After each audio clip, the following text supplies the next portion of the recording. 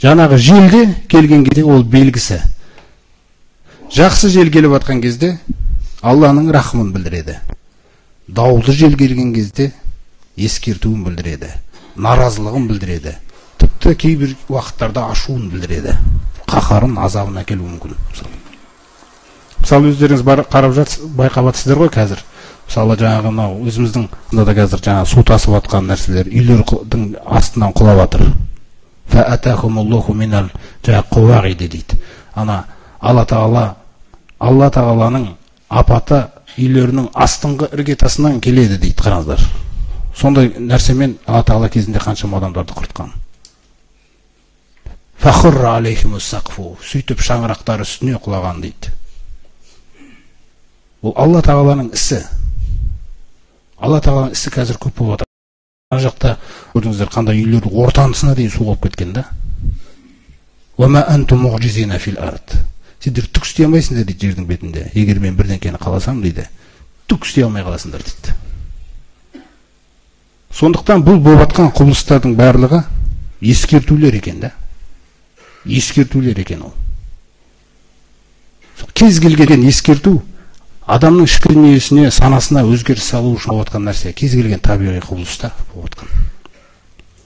Мысалы жел жіберілген кезде жаңағы Пайғамбар саллаллаху алейхи вассаламның қасында бір адамның қатты жел тұрып, үстіндегі шапанын жұлып әкетеді. Сол кезде тіл тигізіп жіберген екен желге. Сонда Пайғамбарымыз саллаллаху алейхи вассалам айтқан: "Ла талғанха", қарғама желді дейді. "Фа иннаха маъмура", ол Алланың бұйрығын орындап баратқан нәрсе ғой дейді. Алланың ісі дейді ол жел. Көрдіңіз бе? Ар-риху мин рухилла. Ол Алланың әмірінен келеді дейді ол жел. Кейде ол рахыммен келеді, кейде азаппен келеді. Бірақ көбіне рахыммен келеді.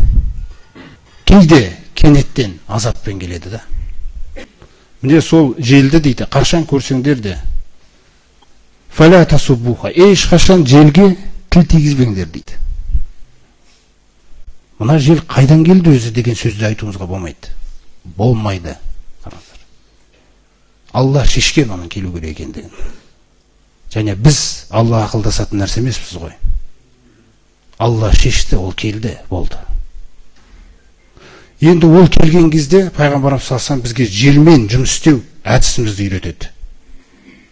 Қараңыздар. Егер де жел көтерілсе, қатты дауыл тұрса, онда мынандай дұғаны айтыңдар дейді. Аллахума инни ас'алука хайраха. Я Аллахым, мен сенен мына желдің жақсылығын сұраймын. Біріншісі. Желдің өзінде жақсылығы бар екен. Жіберген кезде Алла Тағала қалай.